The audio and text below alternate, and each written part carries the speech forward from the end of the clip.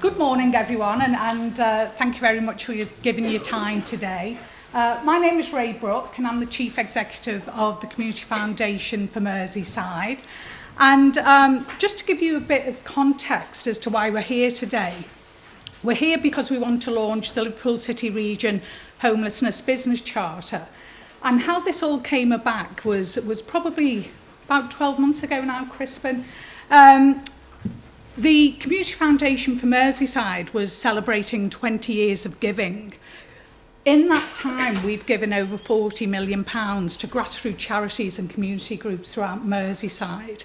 So having a coffee, I think it was Costa Coffee with Crispin, I said, we want to mark this in some way, but not just by giving ourselves a pat on the back and having a drinks reception. We want to do it in a meaningful way and put a spotlight on the issue of homelessness and rough sleeping in the Liverpool City region. It tied in really well with the plans for the Liverpool Parish Church because they were just about to have a statue of the homeless Jesus installed within the grounds of the parish church. So we decided to run an event in April. That event was so well attended. We had 170 attend that event.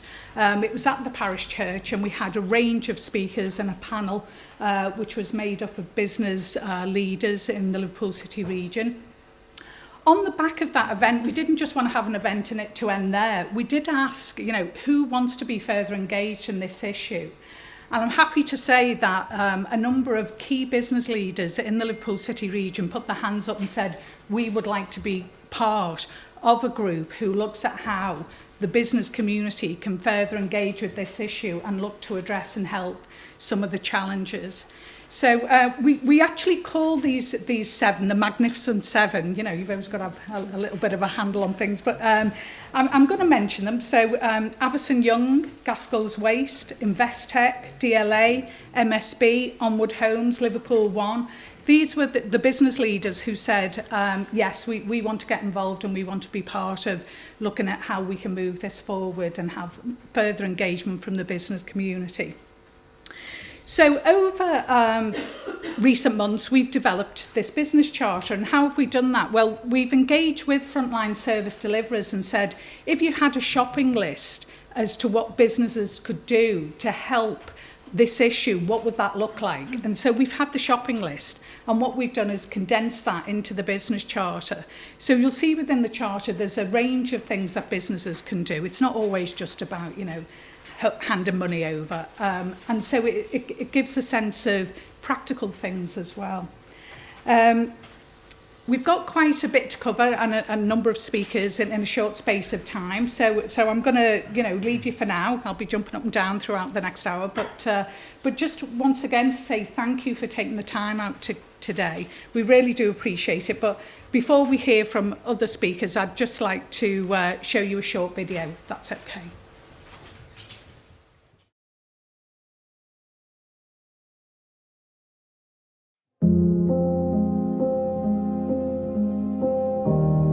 When I grow up, I want to be living day by day, trying to survive with no money and nowhere to live.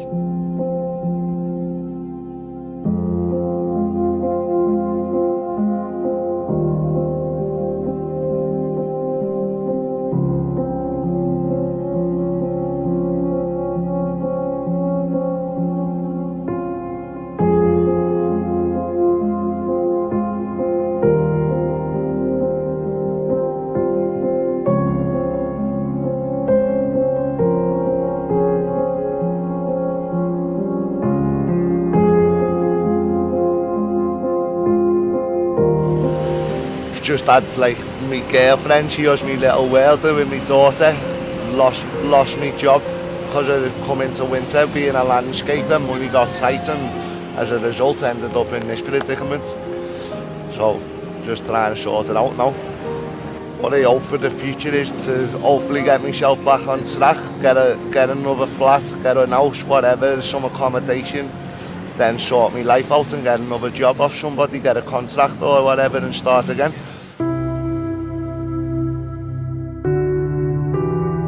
The project that I manage is the Yes Project, and we support young people and families up to the age of 30 with housing, homelessness, money and debt issues and benefit support.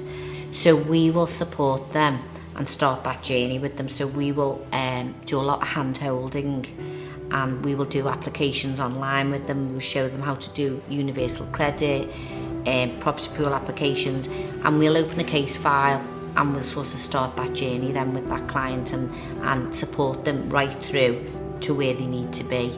You know, we do, in this project, we do go that extra mile. I mean, I know a lot of other agencies and support services do, but it's so sad to see when we see families come in and they've probably been slipped through the net. So I'm glad that we are here at hand really to offer that. Homelessness is a problem that affects everybody. It's a very visible problem at the moment. Lots of people can see it and lots of people are concerned. It's also a problem that has a number of complex causes.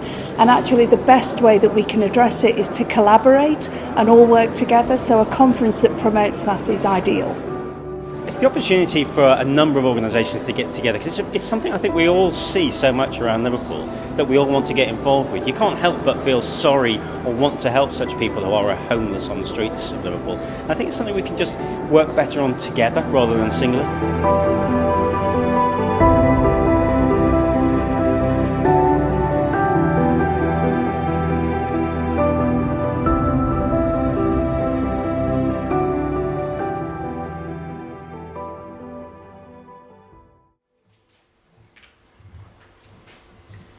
I hope that just captures, you know, the essence of some of the challenges and also some of the appetite to further engage.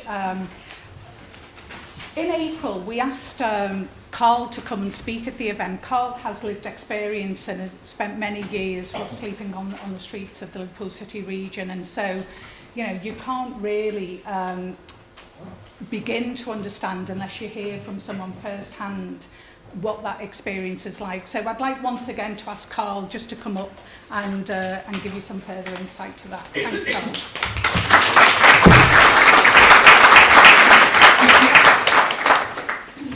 Hi,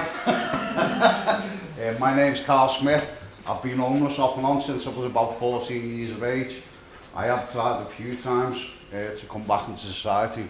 This is about my 6th attempt of me, place to go to work this time. You see the video we just seen there? I hope you're outraged. I really do. This is what we're doing to human beings. We're just picking them up and throwing them in the gutter like it's acceptable. This was any of your families, you'd scream from the rooftops. You'd do anything you could to stop it happening. Because you know, when you land in that street, it's one of your biggest nightmares that you'll ever have in your life. You think it's bad enough losing your home. You can't afford to pay your rent. Where are you going? You're going to a hostel. You're going to a place where it's infested with drugs, drink, and every nightmare you think you can't sink no lower. And then you end up on the street. Once you're on the street, what are you supposed to do? How are you supposed to survive? You can't claim benefits. You can't get on a housing list. You can't move forward. There's nothing there for you. So the only thing you can do is turn around and say to people, have you got any spare change? And you think that's your biggest nightmare. You know what I mean? But just for that act alone, you can get arrested. So you're not only telling people they're a failure at life, you're telling them they're a failure at being homeless. How's that a thing? If you can't afford to live in this society, you pay more attention to your bins than you do to people on the streets. I mean, this is a sad fact of life. I've sat on that street for many years, right? And not a one of you would sit there and engage me like a human being. Nobody. You know what I mean? It's no. You know what I mean? I'm on your peripheral vision. There's no eye contact. There's no, hi, you know, like you had engagement every morning. You see one of your colleagues, hi, how are you doing? But a cheery voice. I'm angry, to be honest with you. I didn't expect that to happen. I was going to come and talk to you a different way. But that just really killed me off. And every time I see it, I'm insulted. I really am insulted. And each and every one of us here should be angry and insulted. And we've allowed that to happen. We said that this is on our watch. You know what I mean? it's not our responsibility, but it is. If you sit there and think of it, use the people that can do things about this. Use the ones who can step forward. Our councils are bursting. You know what I mean? There's obviously something broken in the system, because I guarantee you, for the last maybe decade, it's raining homeless people. And I say that as a phrase, like, but literally, it is raining homeless people. Well, look down, all the city centres. These are human beings. They're not a bit of paper that you just throw in a bin, or your rubbish you put outside. But it's exactly what we've done to them. Where's our humanity? Where's where we can just sit there and go, morning, how are you doing? You okay, lad? Doesn't cost you a penny. I mean, you know, if you've got spare change, laugh and give to me. Oh, you might spend it on drugs, you might spend it on drink. Who cares? Look where they are. Do you think they don't need that distraction? The horriblest thing in your life is realise you're a failure at everything you do. Everything you've set up to do. You know what I mean? People don't just get up in the morning and go, I think I'll go and lie down in the gutter. Just give me something to do, and that, you know what I mean? That looks better than sleeping in my home. You're there for a reason. You've either lost your job. It could be a domestic issue. It could be the simplest thing. But your pride tells you not to ask for help, because you can fix it. You can sort it out. Obviously you can't, but by the time you land on the street, you've lost how to speak to people. I've spoken to you before.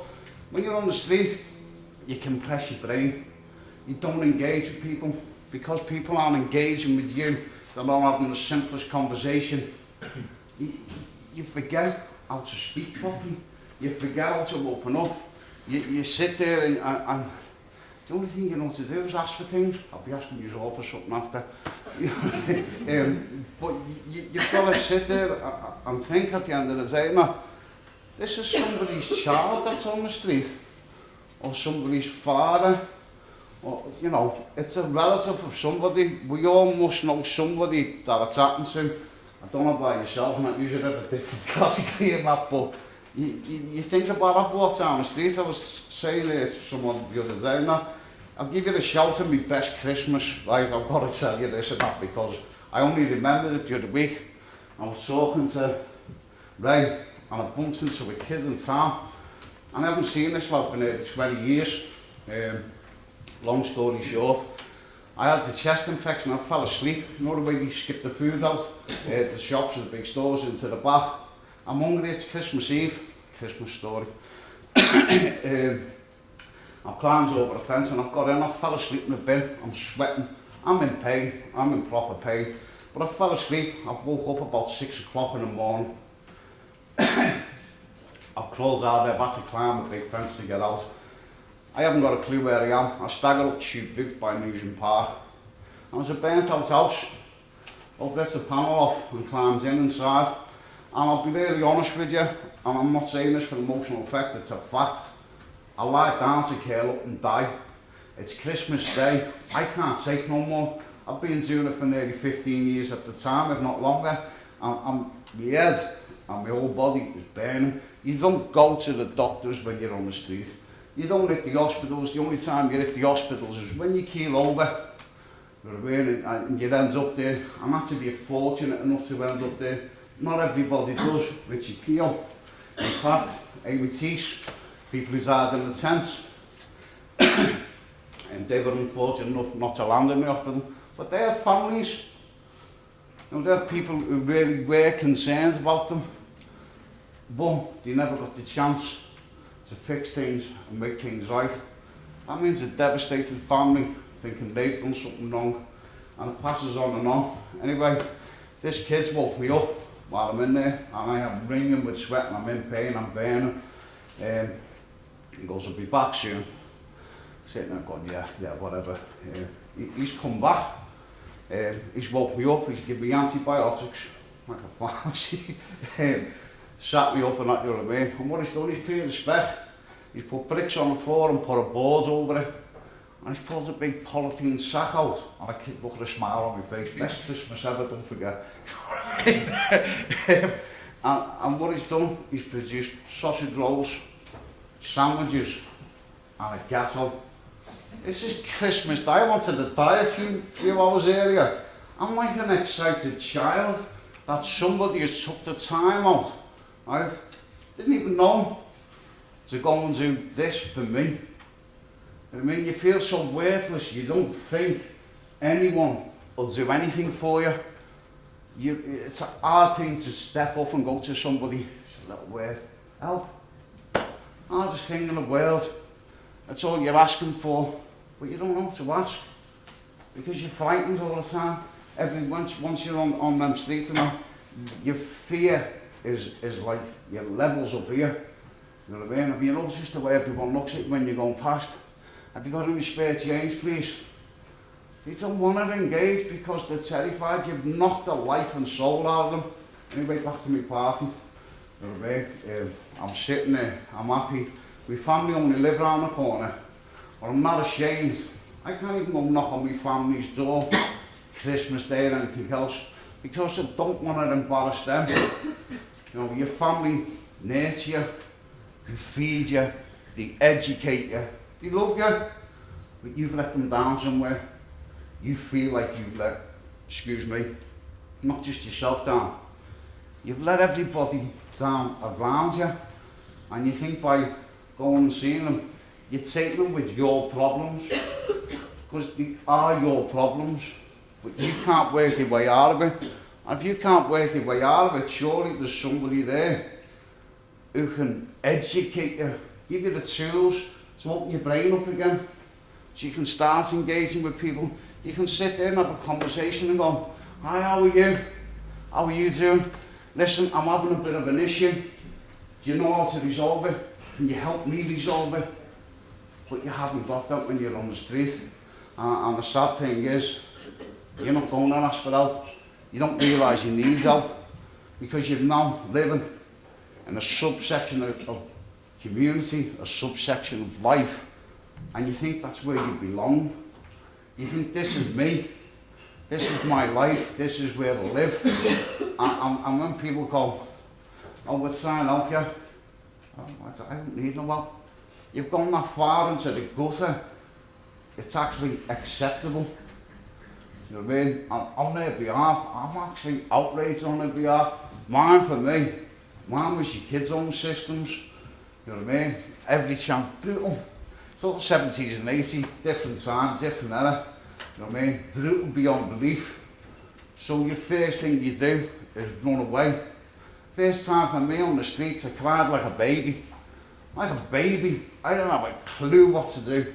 Didn't know where to go. Back then you were called a tramp. But you're a kid, so, you know, as soon as you catch it, you know what, you're going back to the place where you're going to get hurt, where you're going to get brutalised, shows you everything bad and wrong with human beings, and we had them in charge of our kids' homes and everywhere else you go to.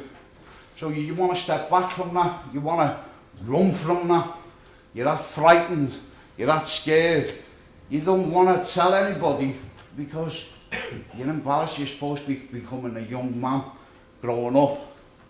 But it's not just men, not just boys. Have you seen the women out there? You know, they prostitute themselves just to earn, just to feed themselves.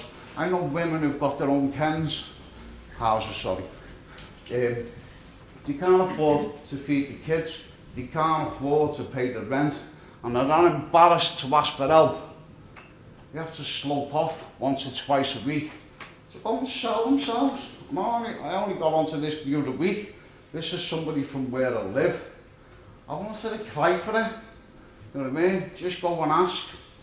No, because at the end of the day, social services will get involved. Everybody's scared of officials. They really are. I can't stress this enough for you, I really can't. What you've got to remember, once you start telling people you're a failure, then you yourself believe you're a failure. You know, so if you're going to the lengths of where you have to go on the street just to feed your kid, just to pay a bit of rent, Jesus Christ have mercy at the end of the day. We should be stepping forward and going, listen, here's the help, but you're not going to get it until that person falls through the cracks and ends up on the streets. She'll most probably lose her kids at the end or whatever. I hope to God it doesn't happen. I really do. Because I've seen what effect it has to you on the streets. I've seen people there at the end of the day. You see it yourselves. You don't have to walk down up Bold Street. You only have to walk down Church Street. We, you know, yeah. Well, listen, it really has been a pleasure talking to you. And I thank each and every one of you for being here. And I hope out and soul, seriously, that there's issues you can resolve for people that need it. Thank you very much for your time.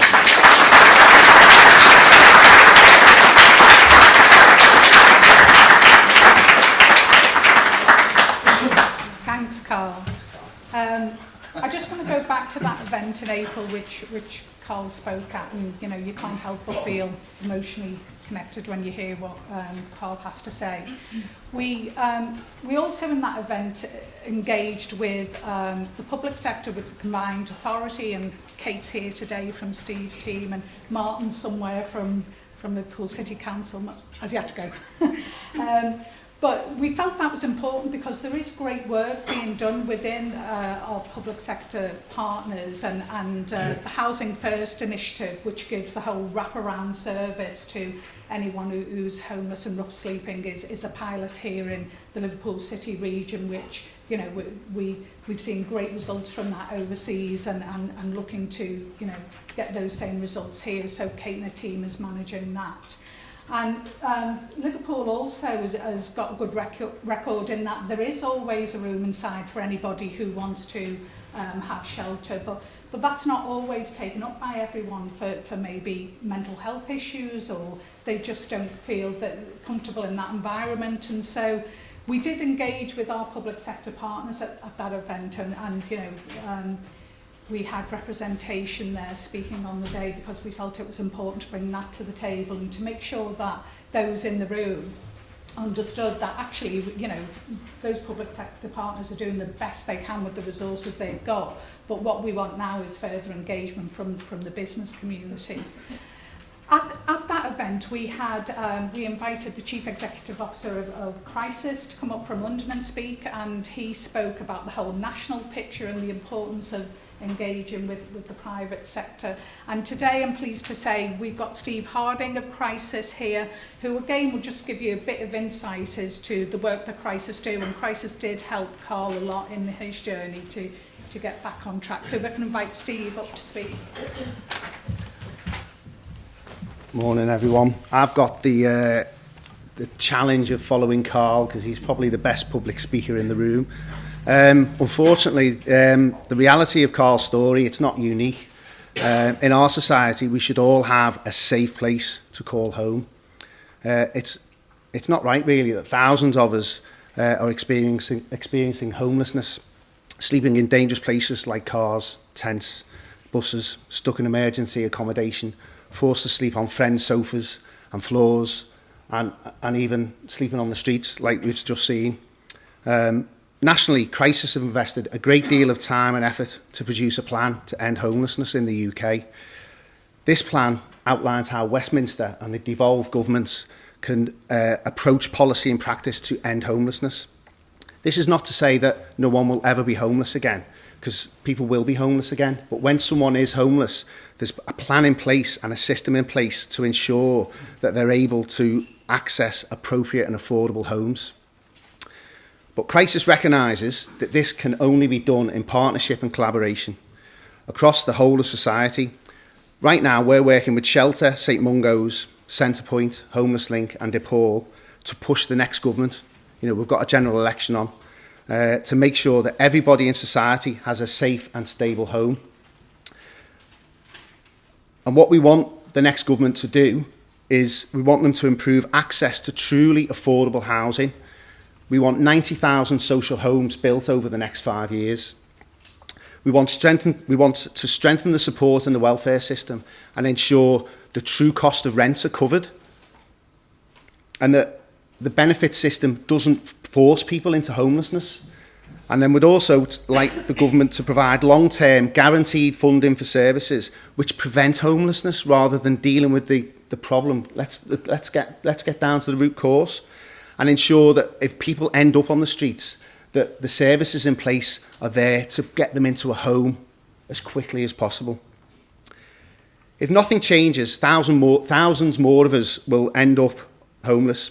It will need long-term investment and a joined-up approach across government and local communities in order to change the system to end homelessness now. Now, locally, Crisis Skylight Merseyside is working across Liverpool city region with public and voluntary partners to end homelessness for more people.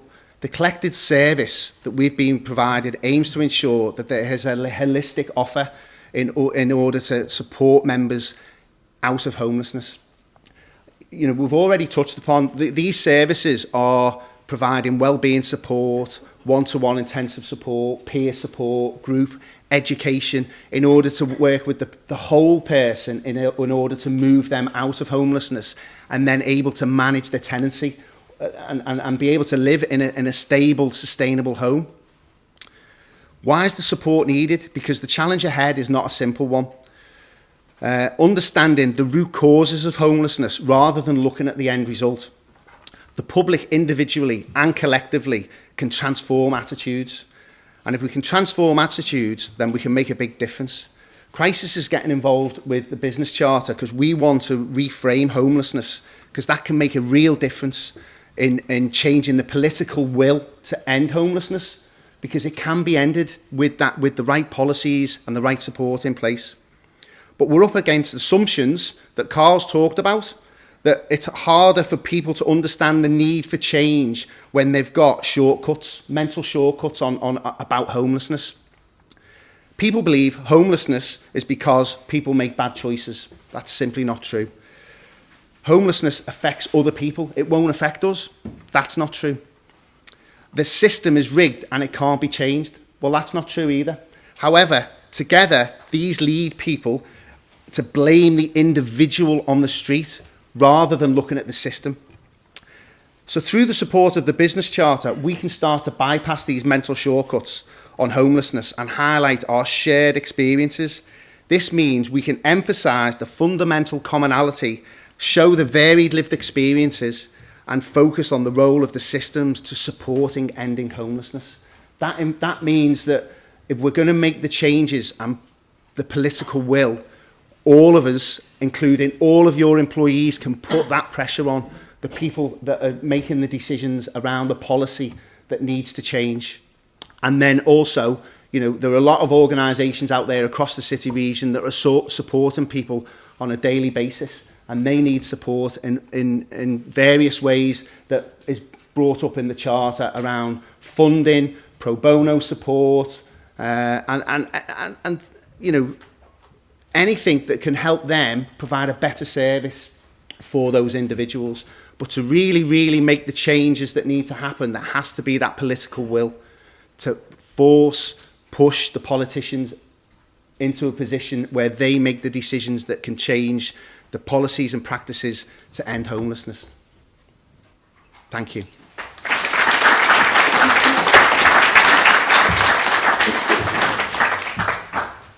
Thanks, Steve. We've been on a journey learning about, you know, the challenges around homelessness and rough sleeping, and Steve has been part of this business leaders group, the discussions, and one of the things he said at a recent meeting we had was how if you can end poverty, then, you know, you basically end homelessness. And I picked up a news story on Sky News yesterday about Liverpool 6 community centre, where this community centre had put the Santa box out where you could post your letter, and one of the children there had posted the letter, and when the staff read the letter, you know, it was heart-wrenching. Basically, this I think 7-year-old child had said, could we please have a home and some food for Christmas, and could I have a doll? Now, when the staff looked into the family dynamics, this family at the moment is split up, so the children are living with relatives and you know, the mum's elsewhere, and that is, you know, within a couple of miles from here, so families are living on the breadline, you know, really struggling to try and stay together. And that's the homelessness you don't see. You know, we're talking here about what's visible, but there's also a large amount of individuals who are facing challenges around poverty and keeping the family together that we don't see. I'm going to introduce Philip Rooney now. Philip is the chair of Professional Liverpool, as well as having been a lawyer with DLA Piper for many, many years. I won't say how many years, Philip, that would be rude.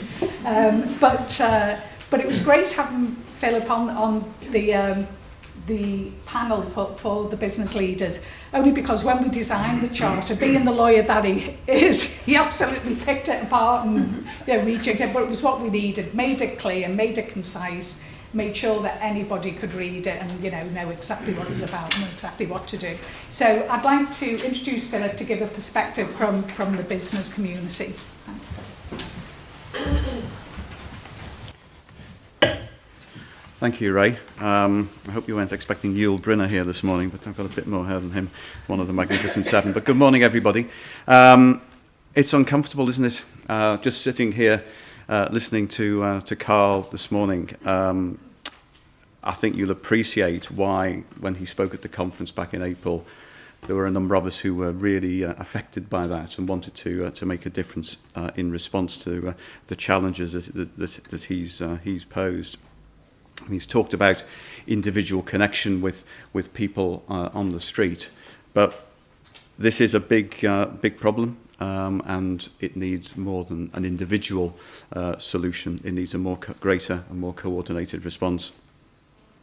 One of the things that came out of the conference, and I think Steve touched on it this morning, is the complexity of the causes and the effects of homelessness. And so the multiplicity of issues that have to be addressed in response. And at the same time, after that conference, Bill Addy, of Liverpool bid company, he issued a call to action to businesses to get involved in making a difference in relation to homelessness.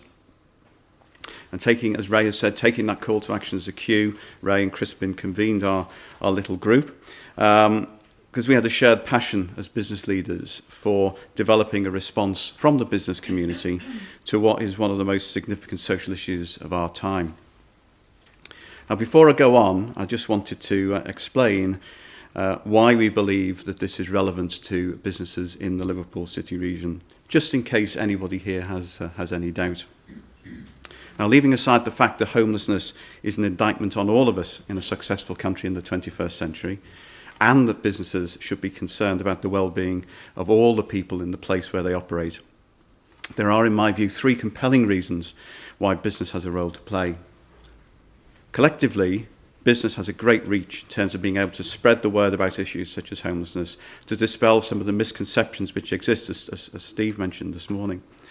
For example, in the professional and business services sector, which I'm involved, there are over 100,000 people employed in the city region.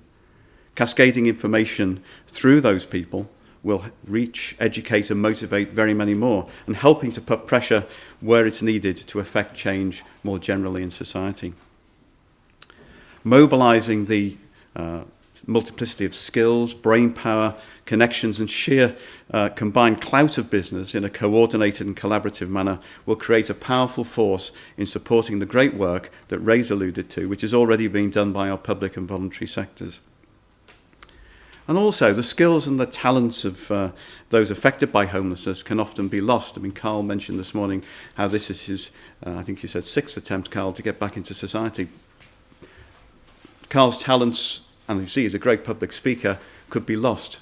We need to bring those back into the rekindled skills, harness them to drive the future economic success of the region for the benefit of everybody, so that helping to make the region's economic growth truly inclusive. So, to go back to our business leaders group, since April we've been refining our thinking on how best business collectively can rise to the challenge of tackling homelessness. And I should say that this is not business riding over the hill with its own solution, nor is it to ignore the substantial fundraising and other efforts in this space in which many businesses are already engaged. On the contrary, this is about leveraging up from those fantastic individual initiatives. we've sought a simple and effective way in which businesses of all shapes and sizes, operating in any sector of the economy across the city region, can come together to support the great work that our public and voluntary sector agencies are already doing to put an end to homelessness in the region. Initiatives such as Housing First, for example. So at the outset, we established a number of parameters for the response.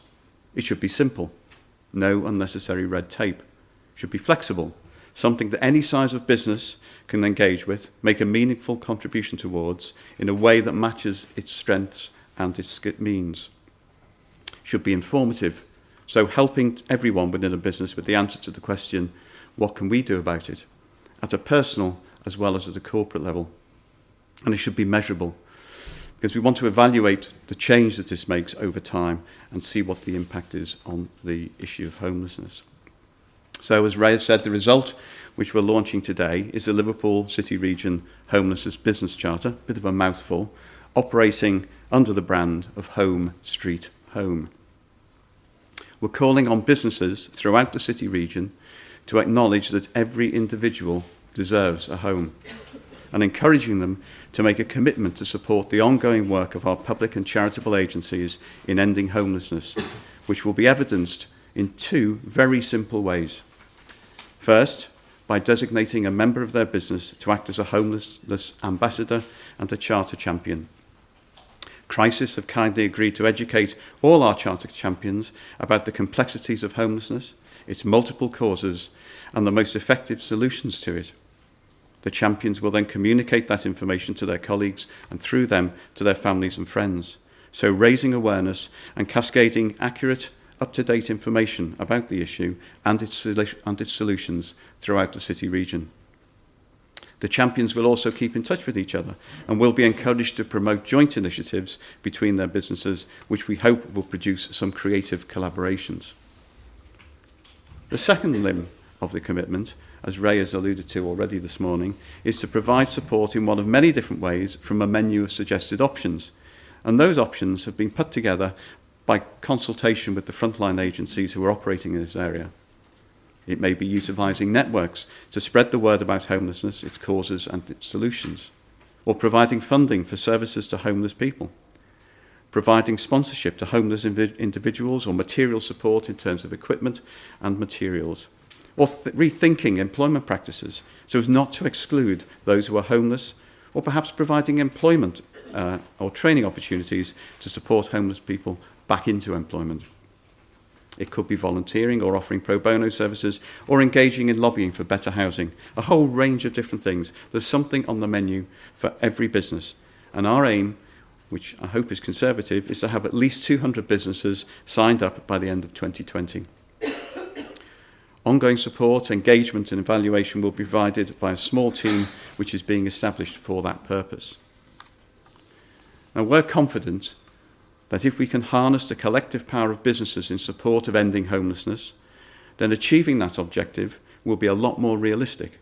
And Liverpool City Region will have demonstrated again that this is a place that cares about all of its people. It's no longer a time for asking, what are they going to do about it?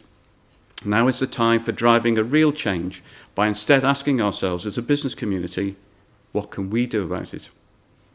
So I'd ask you, please sign up to the Charter and help end homelessness in the city region for good. I'm not as good a speaker as Carl, fantastic, but I hope we've taken away that message. Thank you.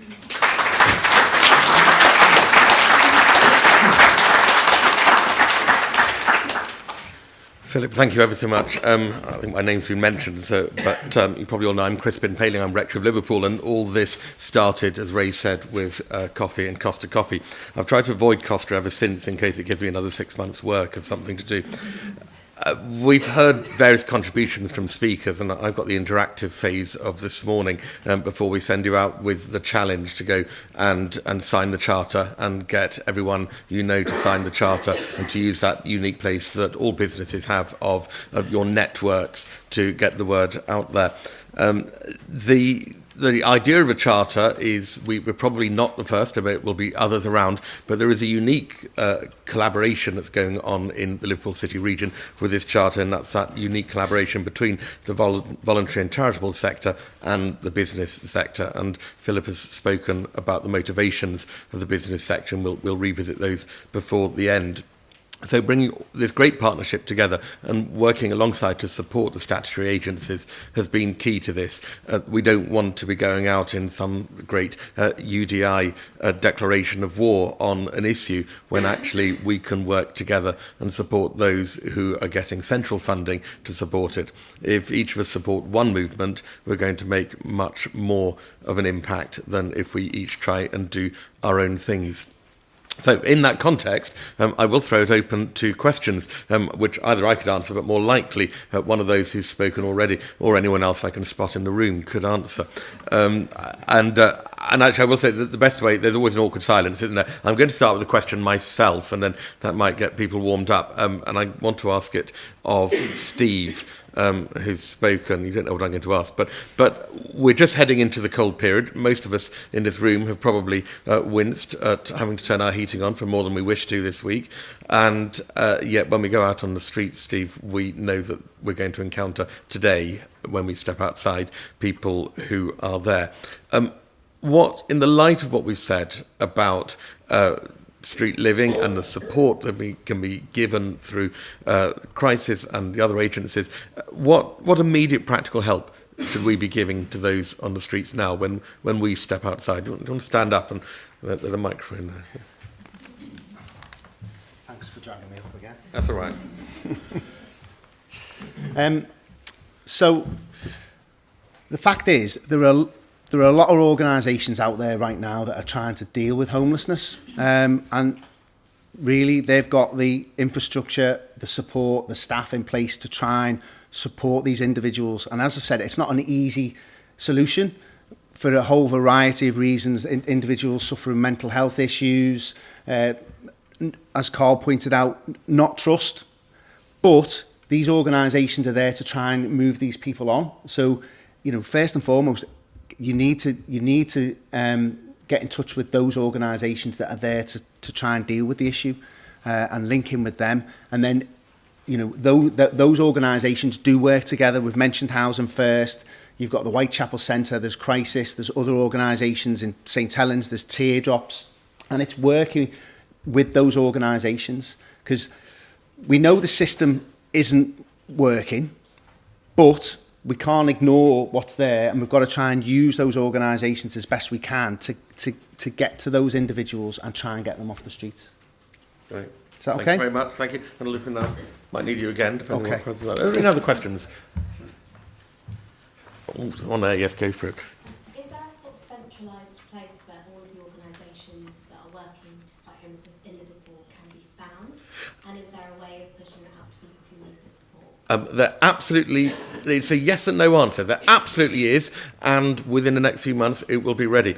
And I'll tell you what it is, but then I'll look to Kate Farrell from the Combined Authority over there in case she wants to add to it. So there is a platform called Street Support, and Street Support is operational in a number of different cities. So it's if you go onto the central interface of it, which is the website, you can click on your city, and if you click on some other cities, you'll find a little bit more information than you'll find on Liverpool, but that will hopefully change. And it's important that as you sign up to this charter, and you'll see in the charter it does talk about all the things you could do, but how do you find out what's going on in different parts of the city region? That information should be on the Street Support website, hopefully within a few months. That's a short answer. Kate, is there anything else that should be added to that? Hi. I think, yeah, so Street Support, we're getting there. We will be populating it soon, and hopefully we'll have a staff member whose role it will be to make sure that information is up and running. What I would say is that in Liverpool City there is a phone number, always room inside. If you call that number, it's manned 24 hours a day, and you can report a rough sleeper. So if you haven't spoken to that individual, or if you have, you can report where they are.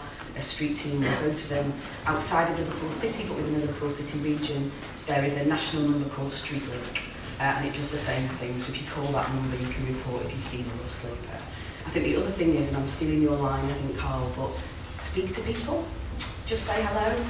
There might be very little that you personally can do for that individual circumstances that day, but speaking to people and acknowledging them is the best way to start, and that kind of human contact may well be the thing that spurs somebody on to go and take that support up that day.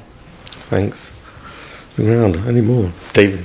Crispin, it's probably for you and maybe Stephen, as I've discussed this with friends, family and colleagues, there's a big piece of education that needs doing. Back to Carl's point, and I think one of the things in terms of the business side is how we can cascade the correct information and the correct education as to how complex this issue is.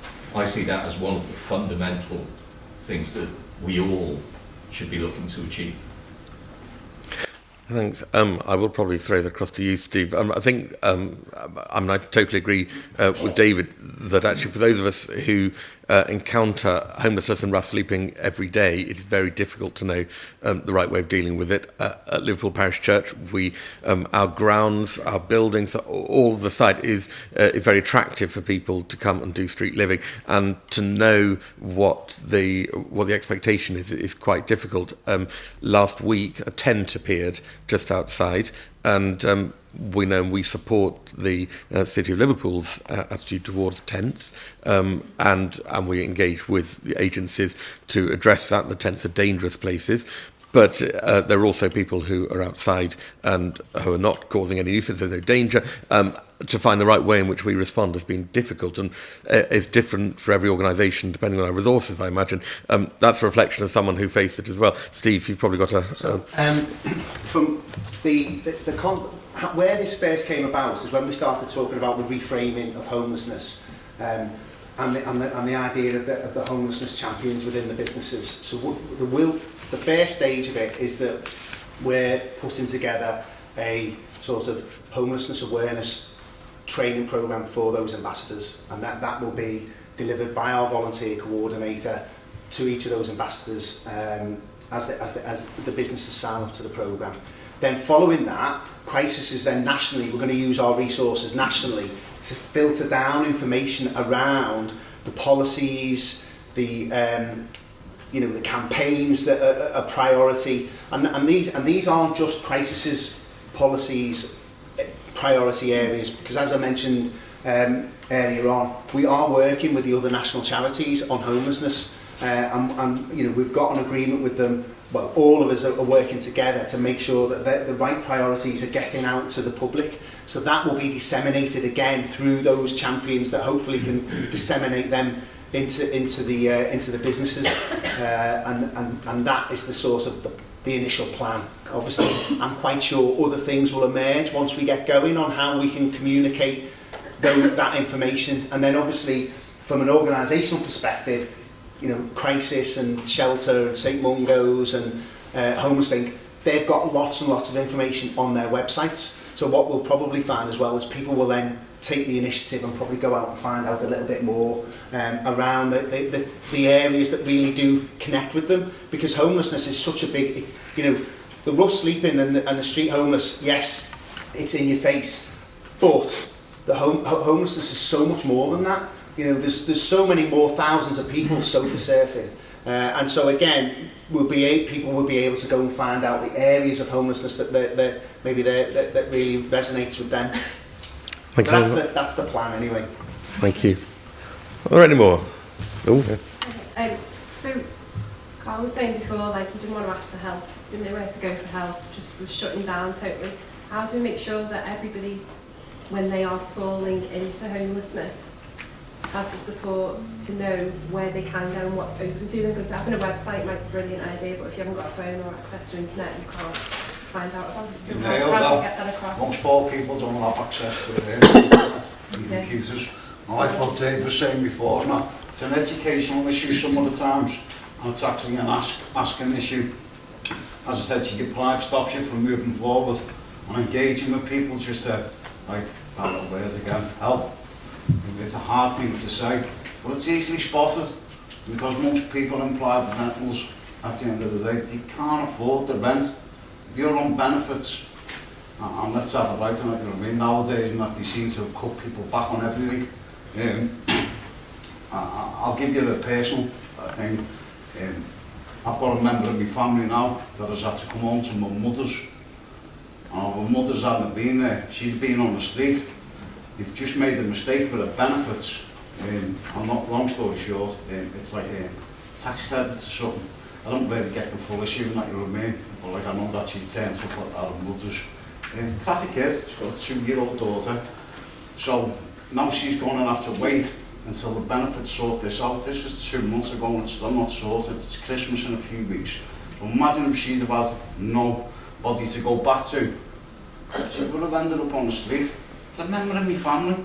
I mean, it's bad enough what I've gone through, and I know what it takes to fall through the gaps. You know what I mean? She's been fortunate she has somewhere to go, and her daughter has somewhere to go. Not everybody has. You know what I mean? You forget, you're all talking from a really fortunate position. You know what I mean? You know your stuff. You're the leaders in our communities, you know what I mean? You're the step-up people. You know how to put a plan in action, that's why I'm sitting here speaking, otherwise I wouldn't be speaking, if I'm honest. But like, when it's personal, breaks your heart, because you can see what can happen, and how easily it can happen. And I do think that you just said the key word there, which is community. So you're absolutely right in the question that a lot of this is about moving in retrospectively to deal with a problem which has already arisen. If I read your question correctly, it's about, well, how do we stop it arising in the first place? And I think Housing First and the other initiatives around that were partly addressing that, of getting people as they slip into homelessness, so identifying them at an early stage. And there are other initiatives which are not connected with the specific work of the agencies around homelessness, which are around community support. So an example of that would be the asylum medical practice in Burley Court is in Liverpool near Percy Street is setting up work with asylum seekers so that they can make, an awful lot of asylum seekers do end up experiencing homelessness in some way across the country, and they're setting up a system to try and make sure that the services around asylum seekers are gathered in one place and that it links to communities. So they're getting faith communities, for example, to provide a chaplaincy and support system to try and catch people. That the best way of stopping people falling into homelessness is for them to be part of a community where they have a role and where they feel respected and where they've got something to do. The more we can work at that, and that's a bigger societal issue, the more I think we can stop people sliding into it. I think the beauty of some of the strategies that the combined authority and the local authorities are moving towards at the moment is that it should hopefully begin to catch people before they end up on the streets. But you're quite right. The reasons, and as Carl was saying, the reason that people fall into homelessness are many and varied, and that's why it's got to be a multi-agency approach at all stages. More like a comment really, Crispin. I'm from Local Solutions. We do a lot of work with young homeless people, mainly not on the streets, but like within hospitals and support. Like these kind of things will make such a huge difference to our services. Like looking through them, they're so practical and really increase the capacity of what we can do. So yeah, I'm just good to see how practical it is. Thank you, absolutely. And I think that's exactly it. It's got to move from a piece of paper to practical action. So signing up to the business charter, it's not just signing on a piece of paper, you then actually have to do something. So the structure which was set up is around having an ambassador who will be trained by Crisis, but that person will become the conduit for information, both cascading information from training and other initiatives that are going on, cascading information into businesses, but will also then pass information up so that we can monitor and gauge in some way what work is being done. And it's only when we begin to gather that data that we'll have a sense of how much practical work is coming out of this charter. But the idea is that actually we should be able to collect data, both quantitative and qualitative, and in a few months' time we'll be able to present that back to you. I think we might be done. Thank you. I just want to reinforce what Philip said. There are reasons why businesses should do this. There are all sorts of reasons that you could come up with, economic reasons, moral reasons, and Philip identified just 3 of them. That business has a great reach and a great capacity for communication through networks and through organisations. Secondly, that it can mobilise skills which will support the work that's ongoing. And thirdly, that great incentive that actually there are lost skills out there which can work to the benefit of business. If those are three incentives, then you can probably each of you think of another one.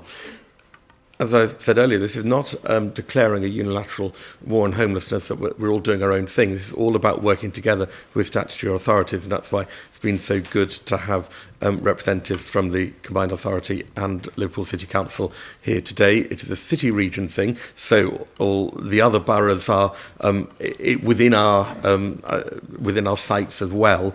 It's not just a Liverpool problem, and so whether your business is in St Helens or Knowsley or the other boroughs, this applies just as much to you. And together we can make this work, we can do something. I'd like to thank all our speakers today on behalf of Ray and me as the ones who started this in Costa, but everyone who's been part of the project. So thank you very much to Carl, and who's been great. Carl appears and he loves microphones, and he's got more and more. So, I mean, he was fully formed in front of the microphone before he first came. But thank you, Carl. Thank you to Steve, not just for speaking today, but for the ongoing work and support that Crisis is going to give. And thank you to Philip, who this morning has been the voice of the business community. But as he knows, he's been sitting around a table with a number of people, and so Philip's voice is representative of so many in this room. So thank you to all of them. Ray and I have worked together on this, and we're delighted we've got to this point. If you haven't already, could you make sure you pick it up outside, that you sign it, that you leave your details with us. There are people outside who can collect your details, so that we know who's here. We can follow up if you wish us to. You can contact us proactively, and most importantly, picking up on that first thing that Philip said, use your reach, use your networks to get this out far and wide. 200 is a conservative number, as Philip optimistically said. 200 is a conservative number to get by the end of 2020. Let's see if we can get more. Thank you very much.